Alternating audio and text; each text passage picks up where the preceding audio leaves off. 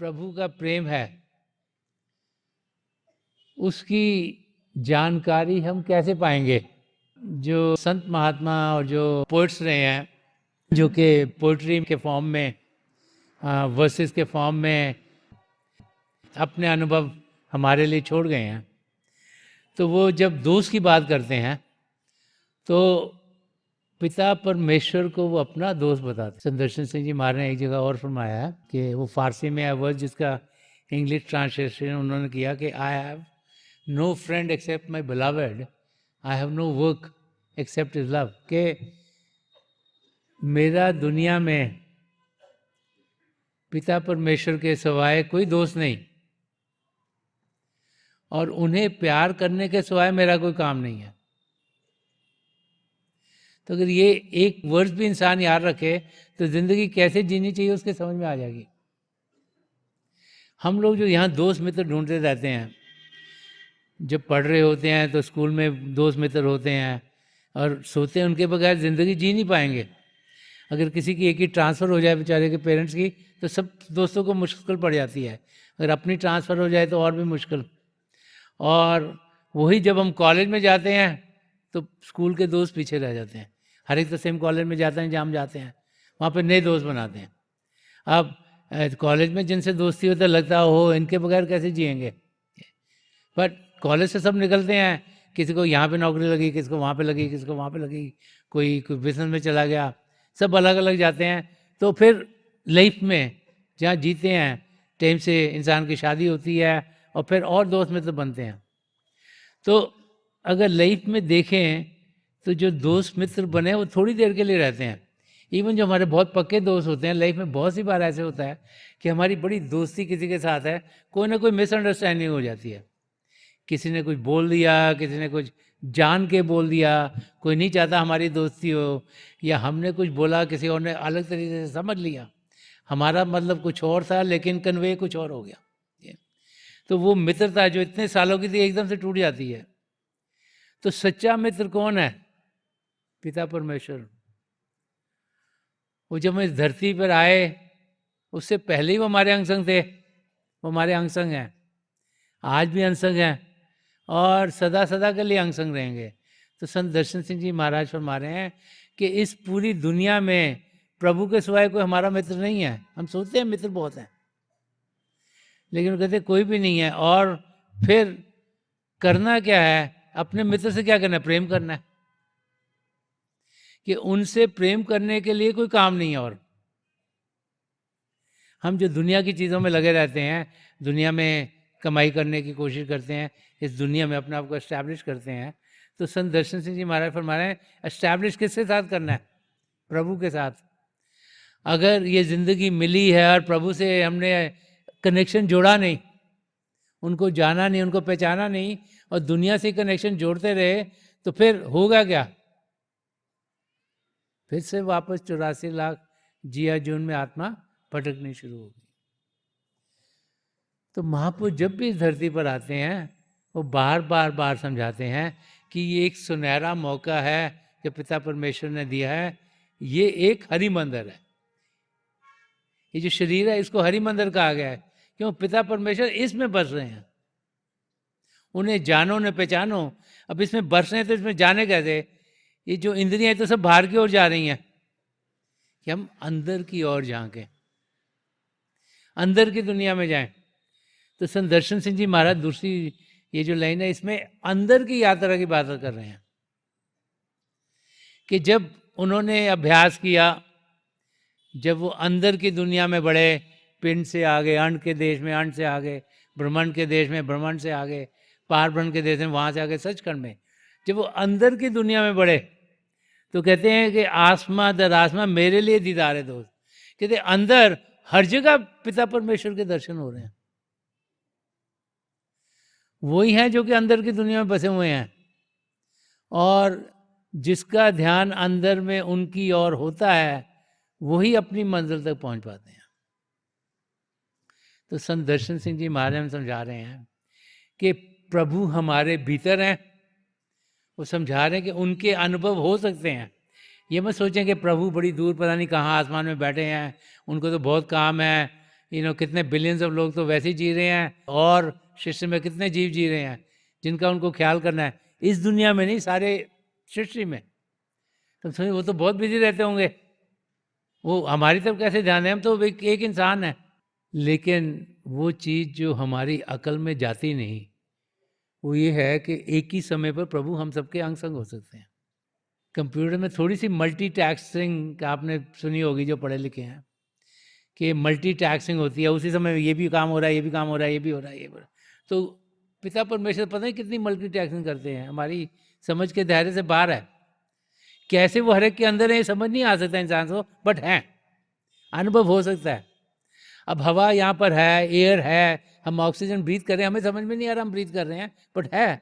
अगर ऑक्सीजन मिलेगी नहीं तो ज़्यादा देर जी नहीं पाएंगे। हम रोज़ सांस लेते हैं ना, कितनी सांसें लेते हैं, 1 मिनट में मेरे 15-16 हर एक इंसान को लेनी चाहिए, किसकी थोड़ी कम, किसकी थोड़ी ज़्यादा।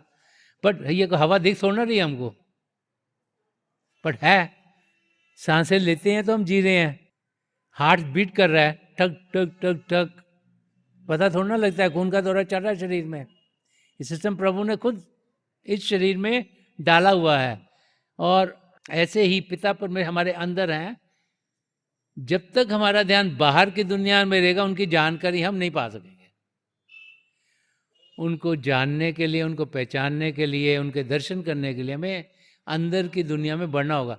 तो संत दर्शन सिंह जी महाराज समझा रहे, जो अंदर के चिदाकाश हैं, कि आसमां दर आसमां, जिन्हें इनर स्काइज भी कहा गया, अंदर की जो दुनिया है, कि आसमां दर आसमां मेरे लिए दीदारे दोस्त, कि वो प्रभु से भरी हुई है, उनके वहाँ पर दर्शन होते हैं। हम अंदर तो क्यों समझा रहे हैं हमें कि हे इंसान, तुम बाहर की दुनिया ना घूमते रहो, अंदर की दुनिया में बढ़ो। प्रभु के दर्शन आपको अपने अंदर मिलेंगे, अंदर की दुनिया में बढ़ो। और जो अंदर की दुनिया में बढ़ने का तरीका है, उसे मेडिटेशन कहें, उसे भजन सिमरन कहें, उसे शांत अवस्था में बैठें, उसे इन्वर्जन कहें, उसे सिटिंग इन साइलेंस कहें, कि शरीर शांत हो और मन शांत हो, तब जाके अंदर की दुनिया में हम बढ़ने के लायक होंगे। हम सबको पिता परमेश्वर ने यहाँ 2 आँखों के बीच में ये शिव नेत्र दिया हुआ है। तो शिव नेत्र कहें, 10वां द्वार कहें, सिंगल या थर्ड का ही कहें, सीट ऑफ द सोल कहें, अलग अलग भाषाओं में अलग अलग नाम दिए हैं उसको। ये जो ओपनिंग है यहाँ पर, ये बाहर की दुनिया में नहीं खुल रही, ये अंदर की दुनिया में खुलती है। अब हमारी आत्मा जो शरीर को जान दे रही है, वो शरीर में बिखरी हुई है। इसीलिए ये शरीर काम कर रही है, हाथ काम कर रहे हैं, पैर काम कर रहे हैं, आंखों से हम देख रहे हैं, कानों से सुन रहे हैं, सारी इंद्रियां काम कर रही हैं, क्योंकि उसको ताकत हमारी आत्मा दे रही है। इसको हमने इकट्ठा करना है, यहाँ शिव नेत्र पर लाना है। जैसे जब स्पेसशिप जाते हैं तो उसको जब रॉकेट पर भेजते हैं तो पूरा गाइडेंस सिस्टम होता है, कितने इंजीनियर, कितने साइंटिस्ट लगे हुए होते हैं कि उसको प्रॉपर्ली गाइड कर सकें, और उसको ताकत मिलती है, जो भी एनर्जी वो यूज़ करते हैं रॉकेट को चलाने के लिए, ताकि जो स्पेसशिप है वो जा सके अपनी जगह पर। ऐसे ही जैसे ही हम अपने आप को, जो आत्मा है जो बिखरी हुई है, उसको यहाँ इकट्ठा करते हैं, यहाँ पर एकाग्र करते हैं शिव नेत्र पर, तो फिर हम अंदर की दुनिया में बढ़ने के लायक होते हैं। अब बाहर की दुनिया तो हमें बड़ी कॉम्प्लिकेटेड लगती है, अलग अलग रास्ते हैं, आजकल तो जीपीएस सिस्टम भी आ गए हैं ताकि हम जगह को ढूंढ सकें। तो वो तभी हैं जबकि जितना उन्होंने डाला हुआ है अपने कंप्यूटर सिस्टम में उतना ही दिखेगा। फिर नई सड़कें बनती हैं, नई बिल्डिंग बनती हैं, वो फिर हर साल अपडेट करनी पड़ती हैं चीज़ें उनको। तो अंदर के रास्ते तो और भी कॉम्प्लिकेटेड हैं। तो जब हम स्पेसशिप में जाते हैं तो कोई ना कोई स्पेसशिप को चला रहा होता है ताकि राइट जगह पे ले जाए। तो हमारा ये जो यात्रा है, जो अंदर की दुनिया की यात्रा है, उसके लिए इसीलिए बार बार जब हम महापुरुषों की वाणियाँ पढ़ते हैं तो हमें समझाते हैं कि अंदर की दुनिया में बढ़ने के लिए हमें किसी पूर्ण महापुरुष की, किसी संत महात्मा की ज़रूरत है, जो कि हमें वहाँ गाइड कर सकें, ताकि हम अंदर की दुनिया में उनकी जो कॉम्प्लिकेशंस हैं उसमें फंस ना जाएं, उनकी जो अट्रैक्शंस और डिस्ट्रैक्शंस हैं उसमें फंस ना जाएं। अब दुनिया की तो बहुत सी अट्रैक्शंस हैं जिसमें इंसान समय व्यतीत करता है, तो अंदर भी बहुत सी अट्रैक्शन हैं जिसमें इंसान फंस जाता है। तो जैसे महापुरुष समझाते हैं बहुत सी रिद्धियाँ और सिद्धियाँ हैं जो कि बिल्कुल लो लेवल पे, जैसे ही हम शरीर से ऊपर उठते हैं तो हमें वो रिद्धि एंड सिद्धि की पावर मिलनी शुरू हो जाती है और इंसान उनका इस्तेमाल करना शुरू करता है और फिर उसी दायरे में फंस जाता है, उससे आगे बढ़ता नहीं। तो महापुरुष समझाते कि 3 रास्ते हैं, एक Ida which is the left way, एक Pingala which is the right way और एक सुषुम्ना नाड़ी जो बीच का वे है। तो जो संत महात्मा हैं वो समझाते हैं कि हम ये बीच में सुषुम्ना नाड़ी के रास्ते पर अंदर की दुनिया में उड़े। तुलसी साहब ने भी फरमाया कि रास्ता शारग में है दिलवर को पाने के लिए। तो ये जो शारग है ये सुषुम्ना नाड़ी को कहा गया कि जो दिलवर, हमारे दिल का दिल, हमारी जान की जान, हमारी आत्मा की आत्मा कौन है? परमात्मा। तो परमात्मा को पाने के लिए महापुरुष जो रास्ता है वो सुषुम्ना नाड़ी में जाने का रास्ता है, वही संत मत का रास्ता है, वही संत महापुरुषों का रास्ता है कि हम उसमें बढ़ें, ईड़ा और पिंगला में ना फंसें, क्योंकि वो लोअर लेवल तक ही जाते हैं और उनकी अट्रैक्शन इतनी है जो हमें वहाँ तक ही पहुँचाएंगी, उससे आगे हम बढ़ नहीं पाएंगे। तो यहाँ पर संदर्शन सिंह जी महाराज समझा रहे हैं कि जब हमारी रूह, हमारी आत्मा यहाँ इकट्ठी होती है तो फिर हमारे सदगुरु की मदद से हम अपलिफ्ट हो जाते हैं। अब अपलिफ्ट का मतलब नहीं कि हम यहाँ से निकल गए ऊपर चले गए। एज एन एग्जाम्पल जो सबसे अच्छा तरीका समझने का वो ये है कि कोई ऊपर नहीं जा रहा, लगता है जैसे ऊपर जा रहे हैं। शरीर को शांत करना तो आसान है, एक शांत जगह ढूंढें और वहाँ बैठ जाएं और आंखें बंद कर लें तो आसानी से जब 5 इंद्रियां अंदर की ओर खींची जा सकती हैं। अभी जैसे हम हज़ारों की तादाद में बड़े, हम सब एक ही समय पर अभ्यास कर सकते हैं, ये देखने का शरीर का हिस्सा किसी और को ना लगे, क्योंकि अगर वो हिलेंगे तो हम भी हिल जाएंगे, डिस्टर्ब हो जाएंगे। तो स्पर्श की इंद्री अंदर को चल जाएगी। एटमॉस्फेयर को बदलने की ज़रूरत नहीं है, जो अगरबत्तियाँ जलाना है, सेंटेड करना है, इसका कोई फ़ायदा नहीं है। क्यों? उससे क्या होगा कि नाक की और वो खुशबू आएगी, आपका ध्यान उस ओर जाएगा। तो प्रभु ने शारीरिक सृष्टि में कहीं भी बैठ के अभ्यास कर सकते हैं ताकि सूंघने की इंद्री अंदर को जाए। जब हम अभ्यास करेंगे, हम खाएं पिएंगे नहीं, तो चखने की इंद्री अंदर को जाएगी। और जगह ऐसी ढूंढे जहाँ शोरगुल नहीं हो रहा, तो सुनने की इंद्री भी अंदर को खिंच गई, आंखें बंद करें तो देखने की भी इंद्री खिंच गई अंदर। तो 5 इंद्रियों को अंदर करना बहुत आसान है। मुश्किल क्या है कि जैसे ही आंखें बंद करते हैं, हमारा मन जो कि इस शरीर में है, हमारी आत्मा भी शरीर में है, परमात्मा भी शरीर में, हमारा मन भी शरीर में। मन है जो कि दीवार बना हुआ है हमारी आत्मा और परमात्मा के बीच में। वो नहीं चाहता हम प्रभु को जाने, तो क्या कहता है? हमें एक विचार भेज देता है। कोई भी विचार आया नहीं, हमारा ध्यान उस विचार में चल जाता है, हम आगे बढ़ नहीं पाते। तो अलग अलग ट्रेडिशंस में, अलग अलग तरीक़ों से जो अलग अलग फेथ्स हैं, उनमें यही समझाया गया है कि मन को शांत करना है, शरीर को शांत करके। उसके तरीके लोगों ने अलग अलग अपनाए हैं। अब मन को शांत कैसे किया जाए? मन तो बहुत चंचल है। कि मन को प्रभु की ओर करें, प्रभु के नाम का जाप करें। जब मन ही मन प्रभु के नाम का जाप करते हैं, जिसे सिमरन कहा गया है, तो क्या है कि हमारा ध्यान जो है वो प्रभु की ओर जाता है और मन की जो सारी ताकत है वो विचार भेजने में नहीं, प्रभु के नाम के जाप करने में लगती है। जब वो प्रभु के नाम के जाप करने में लगती है तो उस समय जबकि शरीर शांत है और कोई विचार नहीं आ रहा, हमारे सामने रोशनी के चिन्ह खुलने शुरू हो जाते हैं। प्रभु का जो शब्द है, जो नाम है, जिसे अनहद शब्द कहा गया है, वो जो इन कानों से नहीं सुनता, जो प्रभु ने सृष्टि के शुरुआत में चलाया है कि अव्वल अल्लाह नूर उपाया, कुदरत के सब बंदे, एक नूर थे सब जग उपजा, कौन भले कौन मंदे, कबीर साहब ने फरमाया हुआ है कि सबसे पहले पिता परमेश्वर से उन्हें जिस मर्जी नाम से पुकारो, वाहिगुरु को, अल्लाह को, ईश्वर को, परमात्मा को, गॉड को, उनसे नूर उत्पन्न हुआ है। उसको नूर को हो, शब्द को हो, नाम को, लैटिन साउंड ऑफ गॉड को, और उसी से सारी सृष्टि रची गई है। वो शब्द कण कण में समाया है। हम कौन है कहने वाले ये ऊंचा है, ये नीचा है, ये खराब है, ठीक है? और सारी चीज़ प्रभु ने रची है, तो कुछ खराब होने का तो कोई चांस ही नहीं है। हर एक चीज़ ठीक है। ये हमारा नज़रिया है जिस नज़रिए से हम किसी चीज़ को देखते हैं, हम सोचते ये अच्छी है बुरी है, ये जो ठीक है ये ठीक नहीं है, ये खाली इट्स आवर ओन थिंकिंग, ये हमारा अपना ख्यालात हैं कि क्या है। महापुरुषों के ख्यालात क्या हैं कि एक नूर से सब जग उपजा, कौन भले कौन मंदे, कि अगर प्रभु के शब्द से, पिता परमेश्वर से सब कुछ आया है तो कौन अच्छा और कौन भला है, सारे ही अच्छे हैं। ये नज़रिया महापुरुषों का है। तो जब हम अंदर की दुनिया में बढ़ते हैं तो जैसे ही हम शरीर को शांत करते हैं, मन को शांत करते हैं, हम अंदर में प्रभु की ज्योत के दर्शन करना शुरू कर देते हैं। और फिर कई नज़ारे हमें देखने को मिलते हैं, अंदर के आसमान, सितारे, चंद्रमा, सूर्य। और फिर जिन भाइयों को नाम की देन मिलती है, उनके सदगुरु के नूरी स्वरूप यहाँ बैठे होते हैं ताकि वो उन्हें अंदर की दुनिया में ले जाएं, पिंड से आगे अंड में, अंड के आगे ब्रह्मांड में, उसको पार करते पार ब्रह्म में और सचखंड में लेके जाएं, ताकि हमारी आत्मा का मिलाप परमात्मा में हो सके। तो संत दर्शन सिंह जी महाराज ये फरमा रहे हैं कि आसमां दर आसमां मेरे लिए दीदार है। तो कि जब मैं अंदर की दुनिया में बढ़ा, मेरे पे इतनी कृपा हुई कि वहाँ की जो डिस्ट्रैक्शन थी उनमें मैं फंसा नहीं,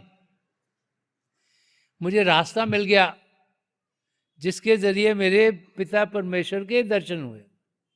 उस रास्ते में हर जगह मुझे पिता परमेश्वर के दर्शन हुए। तो जो वहाँ की डिस्ट्रैक्शंस हैं उनमें मैं फंसा नहीं।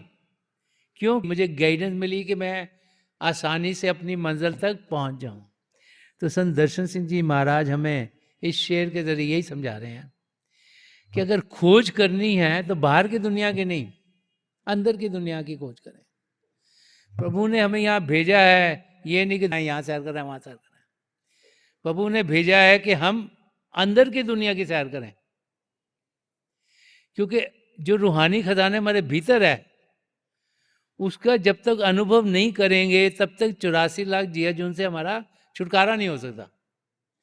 तो प्रभु ने हमें ये मौका, सुनहरा मौका दिया हर एक इंसान को, चाहे किसी भी धर्म में पैदा हुआ हो, चाहे किसी भी देश में पैदा हुआ हो, चाहे किसी भी कल्चर में हो, हर एक इंसान पिता परमेश्वर को जान सकता है, पहचान सकता है। ये हमारा बर्थ राइट है। प्रभु ने वो सब कुछ जो हमें चाहिए प्रभु को जानने के लिए हमें दिया हुआ है, हमें उसका इस्तेमाल करना है। जो भाई बहन इस्तेमाल करते हैं वो इसी ज़िंदगी में अपनी आत्मा का मिलाप परमात्मा से करवा लेते हैं, और जो नहीं करते वो फिर बार बार बार 84 लाख जिया जून में के चक्कर में फंसेंगे, और फिर पता नहीं कब कोई और मौका मिले, प्रभु की दया दृष्टि पड़े और फिर से हम मानव चोले में आए। तो जब भी महापुरुष आए हैं वो हमें समझाते चले आए हैं कि हम अपना ध्यान बाहर से हटाकर अंदर की ओर करें। तुलसी साहब ने एक जगह फरमाया कि दिल का हुजरा साफ कर, जाना के आने के लिए, ध्यान गैरों से उठा उसके बिठाने के लिए, कि हम अपने आप को अंदर से साफ करें। हम तो बाहर से साफ करते रहते हैं ना, रोज़ नहाते धोते हैं और सफाई करते हैं और अपने आप को अच्छे तंदुरुस्त रखने की कोशिश करते हैं कि बाहर से हम साफ रखें, कपड़े भी रोज़ बदलते हैं, नए नए पहनते हैं ताकि साफ लगें। तो तुलसी साहब कह रहे हैं कि दिल का हुजरा साफ कर रहे हैं, जो हमारे दिल की जो सबसे शांत जगह है उसको हम साफ करें। तो दिल की सबसे अंदर की क्या जगह? हमारी आत्मा। कि हम आत्मा को साफ करें। अगर हमने पिता परमेश्वर को पाना है तो हमारी जान क्या है? हमारी आत्मा। आत्मा की जान क्या? परमात्मा। इसीलिए परमात्मा को जाना कहा गया कि जाना के आने के लिए, कि अगर पिता परमेश्वर का अनुभव अपने अंदर करना है तो अपने आप को अंदर से साफ करें। और कैसे होगा? कि ध्यान गैरों का उठा। कह रहे बाहर की दुनिया सब गैरों की दुनिया, ये सब डिस्ट्रैक्शंस हैं, ये हमें प्रभु से दूर लेके जाती हैं उसके बिठाने के लिए, कि अगर प्रभु की ओर ध्यान करना है तो बाहर की चीज़ों से हमें ध्यान उठाना होगा। और यही बार बार बार हम महापुरुषों के लफ्ज़ों में पढ़ते हैं।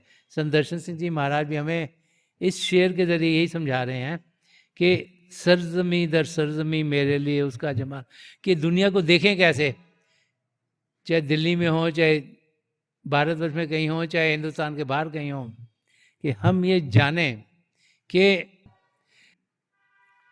हर एक चीज़ प्रभु का एक नया रूप है, उनकी खूबसूरती है। और ज़िंदगी जीते हुए अंदर की दुनिया में बढ़ें कि आसमां दर आसमां मेरे लिए दीदार है। वहीं जाके ही पिता परमेश्वर के हमें दीदार होंगे, वहीं जाके उनके दर्शन होंगे, वहीं जाके हम उनको मिल पाएंगे। तभी हमारी आत्मा का 84 लाख जिया जुन से छुटकारा होगा।